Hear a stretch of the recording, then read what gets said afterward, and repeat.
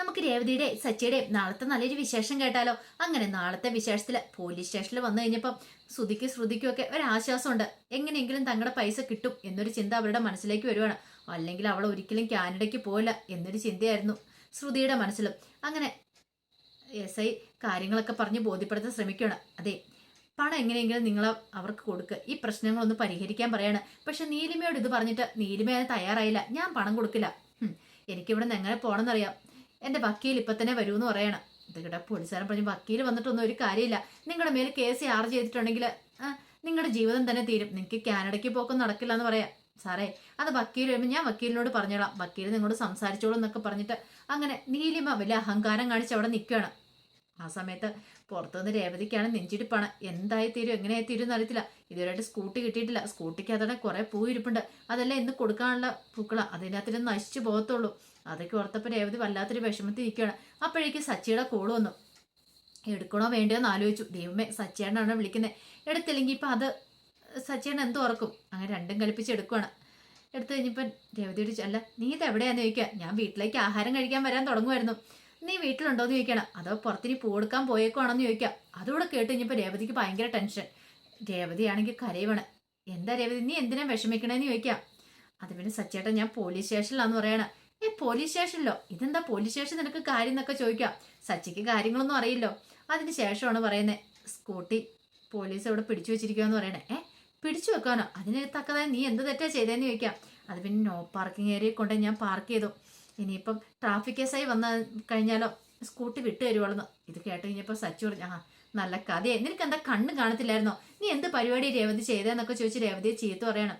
സച്ചിയേട്ടാ, ഞാൻ പെട്ടെന്ന് ശ്രദ്ധിച്ചില്ല, പൂ കൊണ്ടേ കൊടുക്കാനുള്ള ആ ധൃതി കാരണം അത് അവിടെ വെച്ചിട്ട് പോയി, പക്ഷേ നോ പാർക്കിംഗ് ഏരിയ ആണെന്നൊന്നും ഞാൻ നോക്കിയില്ല എന്ന് പറയണം. ഇനിയിപ്പോൾ കിടന്ന് കരഞ്ഞിട്ട് കാര്യമില്ല. സച്ചിയേട്ടാ സോറി കേട്ടോ സച്ചിയേട്ടാ, എന്നോട് സോറി പറഞ്ഞിട്ട് എന്ത് ചെയ്യാനാന്ന് ചോദിക്കാം. അത് ഞാൻ പിന്നെ നിൽക്ക്, നീ വിഷമിക്കണ്ട, ഞാൻ അങ്ങോട്ടേക്ക് വരാമെന്നൊക്കെ പറഞ്ഞ് സച്ചി കോള് കട്ടി വേണം. ആ സമയത്ത് രേവതിക്ക് ഭയങ്കര വിഷമമായി. സച്ചേട്ടനും ബുദ്ധിമുട്ടായല്ലോ താൻ കാരണം, ഓട്ടോ ഉള്ള സമയമായിരിക്കും, താൻ കാരണം വിഷമമായി. ഇനിയിപ്പോൾ സച്ചേട്ടൻ വന്നു കഴിയുമ്പോഴത്തേനും ഇനി എന്തായിരിക്കും എന്തോ, സ്കൂട്ടി കിട്ടിയാൽ മതിയായിരുന്നു എന്നൊരു ചിന്തയായിരുന്നു. ആ സമയത്ത് വക്കീല് പോലീസ് സ്റ്റേഷനിലേക്ക് കയറി ചെല്ലുവാണ്. പിന്നീട് പറഞ്ഞ് ഞാൻ നീലിമയുടെ വക്കീലാന്നൊക്കെ സൈഡ് പറയുന്നുണ്ട്. അത് കേട്ട് ഞാൻ പറഞ്ഞു കാര്യം എന്താന്ന് പറയണം. അതെ സാറേ, എൻ്റെ കക്ഷിയെ വെറുതെ ഇവർ കള്ളക്കേസ് കൊടുക്കാൻ ശ്രമിക്കുന്ന, എൻ്റെ കക്ഷി അങ്ങനെ തെറ്റും ചെയ്തിട്ടില്ലെന്ന് പറയാം. ഇത് കേട്ട് കഴിഞ്ഞപ്പോൾ എസ് ഐ പറഞ്ഞു, ഒരു 5-6 മാസം മുമ്പ് ഇവരുടെ പേരിൽ ഇവിടെ കേസ് കൊടുത്തിരിക്കുന്ന സുധി, കാനഡയ്ക്ക് ഇവര് മുങ്ങിക്കളഞ്ഞു, പക്ഷെ ഇവരെക്കുറിച്ച് യാതൊരു വിവരവും ഇല്ലായിരുന്നു. 50 ലക്ഷം കൊണ്ടാണ് മുങ്ങിയിരിക്കുന്നത്, 1-2 രൂപയും കൊണ്ടല്ലെന്ന് പറയണം. അത് കേട്ട് കഴിഞ്ഞപ്പോൾ വക്കീല് പറഞ്ഞു, സാറേ അത് ഇയാള് കൊടുത്തോളാനും പറഞ്ഞൊരു ജോയിന്റ് അക്കൗണ്ട് ആയിരുന്നു, അത് ഇയാളുടെ കൂടെ സമ്മതത്തോട് കൂടിയിട്ടാണ് നീലിമയ്ക്ക് ആ പൈസ കിട്ടിയിരിക്കുന്നത് പറയണം. സാറിന് സംശയം ഉണ്ടെങ്കിൽ ഇതേ തെളിവ് സാർ ഞാൻ കൊണ്ടുവന്നിരിക്കുന്ന എന്ന് പറയണം. ആ സമയത്ത് ആ പേപ്പർ അങ്ങോട്ട് എടുത്ത് കൊടുക്കണം. അപ്പം നീലിമയുടെ കയ്യിലേക്ക് പൈസ കൊടുത്താക്കാൻ 50 ലക്ഷം രൂപ ജോയിന്റ് അക്കൗണ്ട് ആണല്ലോ, അപ്പോൾ ഒരാളുടെ കയ്യിലേക്ക് ഇതിനെ പൈസ വേണമെങ്കിൽ മറ്റൊരാളുടെ സമ്മതം കൂടെ വേണമല്ലോ. അപ്പോൾ ആ സമ്മതപത്രമായിരുന്നത്. അത് കണ്ടു കഴിഞ്ഞപ്പോഴത്തേനും ശ്രുതി പെട്ടെന്ന് ശ്രുതിയോട് ചോദിച്ചു, നീ അത് ഒപ്പിട്ട് കൊടുത്തോന്ന് ചോദിക്കുക. ഇല്ല, അത് അക്കൗണ്ട് എടുക്കുന്ന സമയത്ത് അക്കൗണ്ടിന്റെ എന്തോ ഒരു പ്രശ്നമുണ്ടെന്ന് പറഞ്ഞുകൊണ്ട് അതിന് വേണ്ടിയിട്ട് എന്നോട് ഇന്നൊരു പേപ്പർ സൈൻ ചെയ്ത് മേടിച്ചായിരുന്നു, ഇവള് പക്ക ഫ്രോഡാ ശ്രുതി എന്ന് പറയണം. ഓഹോ, അപ്പൊ അങ്ങനെയാണ് കാര്യങ്ങളല്ലേ.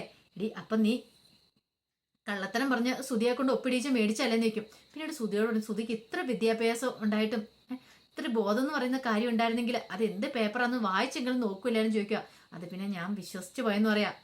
ഇവിടെ പോലുള്ള ഫ്രോഡിനെ ഞാൻ വിശ്വസിച്ച ഞാൻ ചെയ്ത ഏറ്റവും വലിയ തെറ്റ്, അതുകൊണ്ടാണ് ഞാനിപ്പോൾ ഇവിടെ വന്ന് ഇരിക്കേണ്ടി വന്നത്. ഈ സമയം വക്കീൽ പറഞ്ഞു, അതൊന്നും പറഞ്ഞിട്ട് കാര്യമൊന്നുമില്ല, തെളിവാണ് ഇവിടെ പ്രധാനം. എൻ്റെ കക്ഷിക്ക് നിങ്ങൾ 50 ലക്ഷം രൂപ കൊടുത്താ, എന്നിട്ട് പിന്നെ നിങ്ങൾ എൻ്റെ കക്ഷി 50 ലക്ഷം അടിച്ചോണ്ട് പോയെന്ന് പറഞ്ഞാൽ അതെങ്ങനെ ശരിയാവുമെന്ന് ചോദിക്കുക. ഇത് കേട്ട് ഞാൻ ശ്രുതി പറഞ്ഞു, അതെ സാറ് വലിയ ന്യായങ്ങളും കാര്യങ്ങളൊന്നും പറയണ്ട, എൻ്റെ കയ്യിൽ നിന്ന് അവൾ പണം അടിച്ചോണ്ട് പോയത് തന്നെയാ, അതുകൊണ്ട് എനിക്ക് എൻ്റെ പണം കിട്ടണം, എൻ്റെ പണം കിട്ടാതെ ഇവിടുന്ന് ഒരിടത്തേക്കും പോകുന്നില്ലെന്ന് പറയണേ. അത് കേട്ടപ്പോൾ എസ് ഐ പറഞ്ഞു, ഞങ്ങൾ എന്താണെങ്കിലും നോക്കിക്കഴിഞ്ഞപ്പോൾ കാര്യങ്ങളൊക്കെ ഞങ്ങൾക്ക് ബോധ്യപ്പെട്ടു, ഇവള് പണം അടിച്ചു മാറ്റിയിട്ടുണ്ട്, 50 ലക്ഷം രൂപ അടിച്ചു മാറ്റിയിട്ടുണ്ട്. ഈ സമയം നീലിമ പറഞ്ഞു, വെറുതെ അടിച്ചു മാറ്റിയൊന്നും അല്ല, എനിക്ക് ഇവൻ തന്ന പണമാണ്, ഇവൻ എൻ്റെ പുറകെ കാനഡയ്ക്ക് വരാന്ന് പറഞ്ഞു, എന്നോട് കയറി പോയിക്കോളാൻ പറഞ്ഞു. എന്നിട്ടോ ഇവൻ വേറൊരു പെണ്ണിനെ കല്യാണം കഴിച്ച് നല്ല സുഖമായിട്ട് ഇവിടെ ജീവിക്കുക, ഇപ്പൊ ശരിക്കും ചീറ്റ് ചെയ്യപ്പെട്ട ഞാനെന്നൊക്കെ നീലിമ പറയണം. അതുകൊണ്ടപ്പോൾ എസ് ഐ പറഞ്ഞു, നിങ്ങളുടെ ഈ ആവതമൊന്നും നിലനിൽക്കില്ല, കാരണം നിങ്ങൾ പറയുന്നത് എന്താ നിങ്ങൾക്ക് നന്നായിട്ടറിയാം, അത് കേൾക്കുന്ന ആർക്കും മനസ്സിലാവുന്ന കാര്യമാണ്. ഇത് കേട്ടപ്പം വക്കീൽ പറഞ്ഞു, ഒരു മിനിറ്റ് എന്ന് പറഞ്ഞിട്ട് നീലിമ അങ്ങോട്ട് വിളിച്ചുകൊണ്ട് പോവാണ്. നീലിമയെ വിളിച്ചുകൊണ്ട് പോയിട്ട് പറഞ്ഞു, കാര്യങ്ങളൊക്കെ എനിക്ക് മനസ്സിലായി, പക്ഷെ ഒരു കാര്യമുണ്ട്, ഇതേ ഇവിടെ നമുക്ക് ജയിക്കാൻ പറ്റുമെന്ന് എനിക്ക് സംശയമുണ്ടെന്ന് പറയണം. നീലം പറഞ്ഞു, വക്കീലെ എന്ത് കാണിച്ചിട്ടാണ് ശരി, എനിക്ക് നാളെ കാനഡയ്ക്ക് പോകാനുള്ള, നമുക്ക് കേസ് ജയിച്ചേ മതിയാവുള്ളൂ, എനിക്ക് പോകണം. പൈസ ഒന്നും കൊടുക്കാൻ ഞാൻ തയ്യാറല്ല. വക്കീൽ ഫീസ് എത്രയാണെന്ന് പറഞ്ഞാൽ മതി, ഞാൻ തന്നോളാം. പക്ഷെ ഒരു കാര്യമുണ്ട്, 50 ലക്ഷം കൊടുക്കാനായിട്ട് എന്നെ കൊണ്ട് സാധിക്കില്ല എന്ന് പറയണം. വക്കീൽ പറഞ്ഞു, ഞാൻ നോക്കട്ടെ എന്നൊക്കെ പറഞ്ഞ് വക്കീൽ അങ്ങോട്ട് കയറി വരുവാണ്. എന്നിട്ട് ശ്രുതിയോട് ചോദിച്ചു, നിങ്ങൾ എന്ത് തീരുമാനിച്ചെന്ന് ചോദിക്കാം. എന്ത് തീരുമാനിക്കാനാ? ഇവിടുന്ന് പോകുന്നുണ്ടെങ്കിൽ, കാനഡയ്ക്ക് പോകുന്നുണ്ടെങ്കിൽ അതെ എൻ്റെ പൈസ തന്നിട്ട് മാത്രമേ പോകാൻ പറ്റുള്ളൂ, അല്ലെങ്കിൽ ഇവൾക്ക് ഇവിടുന്ന് പോകാൻ പറ്റില്ല. സാറേ ഇവിടുന്ന് വിടില്ല, കേസ് ചാർജ് ചെയ്യണമെന്നൊക്കെ പറയണം. നീലം പറഞ്ഞു, പിന്നെ നാണം ഉണ്ടാണ് നിനക്കിത് പറയാനെന്നൊക്കെ ചോദിക്കാം. ഇത് കേട്ടപ്പോൾ ശ്രുതി പറഞ്ഞു, നാണമില്ലാത്ത നിനക്കാണ്. ഇത്രയെങ്കിലും നാണം ഉണ്ടായിരുന്നു, നീ ഇങ്ങനത്തെ പരിപാടി കാണിക്കോ? സ്നേഹിച്ച് വഞ്ചിച്ച് നീ എൻ്റെ പണം അടിച്ചു മാറ്റിക്കൊണ്ട് പോയതല്ലേ, ഞാനൊരു പാവമായതുകൊണ്ടല്ലേ നീ എന്നെ വഞ്ചിച്ചേ. എന്നിട്ടോ നീ സുഖമായിട്ട് കാനഡയിൽ പോയി ബിസിനസ്സും ചെയ്ത് കഴിയുമല്ലേ എന്നൊക്കെ ചോദിക്കാം. ശ്രുതി പറഞ്ഞു, സാറേ ഇവളുമാരെ പോലെ ഉള്ളവൾമാരെയൊക്കെ പുറത്തു വിട്ടിട്ടുണ്ടെങ്കിൽ നാളെ ഇനി വേറെ ആരെയും ചതിച്ച് ഇതുപോലെ തന്നെ ഇവളുമൊക്കെ ചെയ്യുമെന്ന് പറയാണ്. ആ സമയം വക്കീൽ പറഞ്ഞു, അതെ എൻ്റെ കക്ഷിയെ വെറുതെ വരണം, അവർക്ക് ബിസിനസ്സും കാര്യങ്ങളൊക്കെ അവിടെയുണ്ട്, നാളത്തെ ഫ്ലൈറ്റിന് പോകണം, പിന്നെ അവർ പോയിട്ട് ഇങ്ങോട്ട് വരും, ഇവർക്ക് കൊടുക്കാനുള്ള പൈസയൊക്കെ ആയിട്ട് വരുമെന്ന് പറയാം. ഇത് കേട്ടപ്പോൾ ശ്രുതി പറഞ്ഞു, വരും വരും, നല്ല വരും. ഇപ്പോൾ പോയിട്ടുണ്ടെങ്കിൽ പിന്നെ ആ വഴിക്ക് പോകത്തുള്ളൂ, ഈ പരിസരത്തേക്ക് പോലും വരത്തില്ല, അത് ഞങ്ങൾക്ക് അറിയാവുന്ന കാര്യമാണ്, അതുകൊണ്ട് അങ്ങനെ വിടാൻ ഞങ്ങൾ ഉദ്ദേശിച്ചിട്ടില്ലെന്ന് പറയണം. അങ്ങനെ അങ്ങോട്ടും ഇങ്ങോട്ടും പൊരിഞ്ഞ വാഗ്വാദങ്ങളൊക്കെ നടക്കുകയാണ് അകത്ത്. ഈ സമയത്ത് സച്ചി വീണ്ടും രേവതിയുടെ ഫോണിലേക്ക് വിളിക്കുകയാണ്. രേവതിയെ ഫോണിൽ വിളിച്ചപ്പോൾ രേവതി ചോദിച്ചു, എന്താ സച്ചേട്ടൻ നിൽക്കുക, നീ പേടിക്കൊന്നും വേണ്ട, ഞാൻ ഇപ്പം തന്നെ അങ്ങോട്ടേക്ക് വരുമെന്ന് പറയണം. ഇത് കേട്ടപ്പോൾ രേവതി പറഞ്ഞു, സച്ചേട്ടൻ വേണ്ട, സച്ചേട്ടൻ വരണ്ടെന്ന് പറയാം. അതെന്താ? അല്ല ഒന്നുമില്ല എന്ന് പറയാം, നീ പേടിക്കാതിരിക്കുക, ഞാൻ വരാമെന്ന് പറയണം. അങ്ങനെ ഇത്തിരി സമയം കഴിഞ്ഞപ്പോൾ സച്ചി അങ്ങോട്ടേക്ക് വന്നു. സച്ചി വന്നപ്പോൾ രേവതി ആ പാട്ട് ടെൻഷൻ അടിച്ചിരിക്കുക. വന്നിട്ട് ചോദിച്ചു, നീ എന്ത് പരിപാടിയാണ് രേവതി കാണിച്ചതെന്ന് ചോദിക്കുക.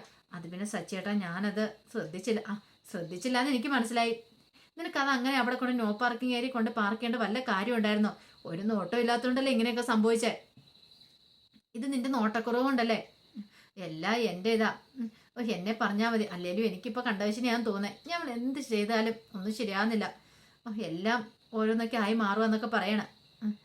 ഇപ്പം എൻ്റെ സമയദോഷമാണെന്ന് എനിക്ക് തോന്നുന്നതെന്ന് പറയണം. ഇത് കേട്ടത് സച്ചി പറഞ്ഞു, സമയദോഷം എന്ന് പറഞ്ഞ കാര്യമില്ല, അവനവൻ ഓരോ തെറ്റ് ചെയ്തിട്ട് നോക്കാതെയും പിടിക്കാതെയും ഒക്കെ ചെയ്ത് വെച്ചിട്ട് സമയദോഷമാണെന്ന് പറഞ്ഞിട്ടോ അല്ല ദൈവത്തെ കുറ്റപ്പെടുത്തിയിട്ടോ ഒന്നും കാര്യമില്ല, ഇതൊക്കെ നീ നോക്കേണ്ട കാര്യമല്ലായിരുന്നു എന്ന് ചോദിക്കും. അപ്പോഴേക്കും ഒരു കോൺസ്റ്റബിൾ ഇവിടെ ഒന്ന് ആലോചിച്ചു, സാറേ എൻ്റെ ഭാര്യയുടെ സ്കൂട്ടി ഇവിടെ പിടിച്ചുകൊണ്ട് വെച്ചിട്ടുണ്ട്, നോ പാർക്കിംഗ് ഏരിയയിൽ പാർക്ക് ചെയ്തത്. ആഹാ, അങ്ങനെ പാർക്ക് ചെയ്താൽ പിന്നെ എന്താ ചെയ്യുന്നത്? പാർക്ക് ചെയ്യുന്ന സ്കൂട്ടി ഇങ്ങോട്ട് പിടിച്ചോണ്ട് വരുമെന്ന് പറയണം. അത് ഏത് വാഹനം പാർക്ക് ചെയ്താലും അങ്ങനെയൊക്കെ തന്നെ സംഭവിക്കണം എന്ന് പറയാം. സാറേ അത് ഞങ്ങൾക്ക് വേണം എന്ന് പറയണം. ഇത് കേട്ട് ഞാൻ തരാതിരിക്കുന്നൊന്നുമില്ല, ഒരു കാര്യം ചെയ്യണം, ട്രാഫിക് SI വരുമ്പോൾ അത് വാങ്ങിച്ചോണ്ട് പോയിക്കോളാൻ പറയണം. അല്ല സാറേ അത് പിന്നെ SI സാർ എപ്പോൾ വരുമെന്ന് അറിയത്തില്ല, എന്താ ഞാൻ ഇനി ഫോൺ വിളിച്ച് ചോദിക്കണമെന്ന് ചോദിക്കാം. ഇത് കേട്ടപ്പോൾ രേവതി പറഞ്ഞു, എന്നാൽ സാറേ ഒന്ന് ഫോൺ വിളിച്ച് ചോദിക്കാമെന്ന് ചോദിക്കാം. ഇത് കേട്ടപ്പം കോൺസ്റ്റബിൾ ഇങ്ങനെ ട്യൂഷനായിട്ട് നോക്കുകയാണ്. അപ്പോഴേക്കും സച്ചി പറഞ്ഞു, ഒന്നും മിണ്ടാതിരിക്കുക രേവതി എന്ന് പറയണം. പിന്നെ അയാൾ അങ്ങോട്ട് പോയി കഴിഞ്ഞപ്പോൾ സച്ചി പറഞ്ഞു, എനിക്കിപ്പോൾ ടെൻഷൻ, ഇനിയിപ്പം കോടതിയിലേക്ക് ഇനിയിപ്പോൾ ഇതിൻ്റെ പുറകെ നടക്കാൻ എന്നെക്കൊണ്ട് പറ്റില്ല. കോടതിയിലോ? എന്തിനാ കോടതി പോണേ? പറയാൻ പറ്റില്ല, ചിലപ്പോൾ ഇനി ഇവിടെ ഫൈൻ അടയ്ക്കാൻ, ചിലപ്പോൾ കോടതിയിൽ അടയ്ക്കാനൊക്കെ പറയും, അങ്ങനെ പുറകെ നടക്കേണ്ടി വരും. ഇവിടെ ഫൈൻ അടയ്ക്കുവാണെങ്കിൽ കുഴപ്പമില്ല, അല്ലെ പിന്നെ കോടതിയിലൊക്കെ കൊണ്ട് അടയ്ക്കാൻ പറഞ്ഞാൽ അത് കേസൊക്കെ ആയ പിന്നെ അത് അതിനേക്കാളും വലിയ പ്രശ്നമാണെന്ന് പറയാം. എൻ്റെ സച്ചേട്ടാ, ഞാനൊരു സ്കൂട്ടി ആ സൈഡിൽ പാർക്ക് ചെയ്തല്ലേ ഉള്ളൂ. അത് രേവതി, നിനക്ക് അവിടെ പാർക്ക് ചെയ്യാതെ വേറെ ഏതെങ്കിലും വഴി സൈഡിൽ എവിടെയെങ്കിലും കൊണ്ട് പാർക്ക് ചെയ്യാൻ പറ്റായിരുന്നോ? നീ അതിനെ അവിടെ കൊണ്ട് ഇന്നലെ പാർക്ക് ചെയ്തതെന്ന് ചോദിക്കും. സച്ചേട്ടാ ഞാൻ ശ്രദ്ധിക്കാത്തതുകൊണ്ട്. ഇനി അതൊന്നും പറയണ്ട, ഇനിയിപ്പം ഇത്രയൊക്കെ ആയില്ല, ഇനി പറഞ്ഞിട്ട് കാര്യമില്ല എന്നൊക്കെ പറയാം, നമുക്ക് വെയിറ്റ് ചെയ്യാം എന്നും പറഞ്ഞ് വെയിറ്റ് ചെയ്ത് നിൽക്കുകയാണ്. ആ സമയം അകത്താണെങ്കിൽ അമ്പരും വില്ലിനും എടുക്കുന്നില്ല. ശ്രുതി അവർക്ക് പണം കിട്ടിയാൽ മതിയാവുള്ളൂ. അവസാനം പോലീസുകാരൻ പറഞ്ഞു, നിങ്ങളിങ്ങനെ അങ്ങോട്ടും ഇങ്ങോട്ടും പറഞ്ഞിട്ട് കാര്യമില്ല, ഒരു കാര്യം ഞാൻ പറയാം, 2 പേർക്കും ഇവിടുന്ന് പോകണ്ടേന്ന് ചോദിക്കുകയാണ്. നീലിമയോട് ചോദിച്ചു, കാനഡയ്ക്ക് പോകണമെന്നല്ല പറഞ്ഞേ, അതുപോലെ തന്നെ ഇവർക്കും പോകേണ്ടതാണ്, അതുകൊണ്ടൊരു കാര്യം ചെയ്യാം, കാര്യങ്ങൾക്ക് പെട്ടെന്നൊരു തീരുമാനം ഉണ്ടാണെങ്കിൽ നിങ്ങളുടെ ആ പൈസ അങ്ങോട്ട് കൊടുക്കാൻ പറയണം, അല്ലെങ്കിൽ ഞാൻ കേസ് ചാർജ് ചെയ്യും. കേസ് ചാർജ് കഴിഞ്ഞാൽ പിന്നെ അത് അതിനേക്കാളും വലിയ പ്രശ്നവും അറിയാലോ. കേസ് ചാർജ് ചെയ്തിട്ടുണ്ടെങ്കിൽ പിന്നെ നിങ്ങൾക്ക് കാനഡയ്ക്ക് പോകാൻ പറ്റില്ല, നിങ്ങളുടെ ബിസിനസ്സും കാര്യങ്ങളും എല്ലാം പോകുമെന്ന് പറയാം. അവസാനം വക്കീൽ വിളിച്ചോണ്ട് അങ്ങോട്ട് പോവാണ്. വീണ്ടും വക്കീൽ വിളിച്ചോണ്ട് പോയിട്ട് പറഞ്ഞു, എന്തായാലും നമ്മുടെ ഭാഗത്ത് ഇപ്പം ന്യായങ്ങളും കാര്യങ്ങളൊന്നുമില്ല, ഇതിപ്പോൾ കേസ് പോയാലും പൈസ കൊടുക്കേണ്ടതായിട്ട് വരും. അത് മാത്രമല്ല കേസിന് പോയിട്ടുണ്ടെങ്കിൽ കുറേ കാലം കേസ് കളിക്കേണ്ടി വരും. ആ സമയത്ത് കാനഡയ്ക്ക് പോക്ക് മുടങ്ങും. ഇനിയിപ്പോൾ പുറം രാജ്യത്തേക്കൊന്നും പോകാനും പറ്റില്ല കേസും കാര്യങ്ങളൊക്കെ ആയിട്ടുണ്ടെങ്കിൽ. അതുകൊണ്ട് എന്ത് വേണമെന്ന് തീരുമാനിച്ചോ, ഞാൻ നോക്കിയിട്ട് 50 ലക്ഷം കൊടുത്തിട്ട് ഇവിടുന്ന് പോകുന്നത് നല്ലത്. അങ്ങനെ കാനഡയ്ക്ക് വേണേൽ കുഴപ്പമില്ല, അല്ല കേസ് ചാർജ് ചെയ്താൽ പിന്നെ പുറത്ത് പോകാനൊന്നും പറ്റില്ല എന്ന് പറയണം. ബിസിനസ്സും കാര്യങ്ങളെല്ലാം മുടങ്ങുമെന്ന് പറയാം. അവസാനം നീലിമയ്ക്ക് എന്ത് ചെയ്യണമെന്ന് അറിയത്തില്ലാത്തൊരവസ്ഥയായിപ്പോയി. നീലിമ പിന്നീട് അകത്തേക്ക് വരുവാണ്. ഈ സമയത്ത് വക്കീൽ പറഞ്ഞു, അതെ ശരി സമ്മതിച്ചു, കേസുമായിട്ട് മുന്നോട്ട് പോകണ്ട, എൻ്റെ കക്ഷി പൈസ വന്നോളൂ എന്ന് പറയാം. ഇത് കേട്ടപ്പോൾ നീലിമ ഒരു ഞെട്ടലോടുകൂടി വക്കീലിനെ നോക്കുകയാണ്. വക്കീൽ നോക്കി കഴിഞ്ഞാൽ വേറെ ഓപ്ഷൻ ഒന്നും ഇല്ല, പൈസ കൊടുക്കാതെ, അത് മാത്രം ഓപ്ഷൻ ഉള്ളൂ. ആ സമയം ശ്രുതി പറഞ്ഞു, ശരി ആയിക്കോട്ടെ, എങ്കിൽ ശരി ശ്രുതി നമുക്ക് പോകാമെന്ന് പറയണം. പോവാനോ? പൈസ കിട്ടാതെ എങ്ങോട്ടാന്ന് ചോദിക്കണം. അത് ശരിയാണല്ലോ, ശ്രുതിക്കാണെങ്കിൽ വന്ന് ബോധം കൂടെ ഇല്ലാത്തൊരവസ്ഥയായിപ്പോയി. ഈ പണം പണം എന്നൊരു ചിന്ത മാത്രമേ ഉള്ളൂ, എങ്ങനെയാലും ഇത് മേടിച്ചെടുക്കണം എന്നുള്ളൂ. തരാമെന്ന് പറഞ്ഞു കഴിഞ്ഞപ്പോൾ തന്നെ പകുതി സമാധാനമായിട്ടുണ്ടായിരുന്നു.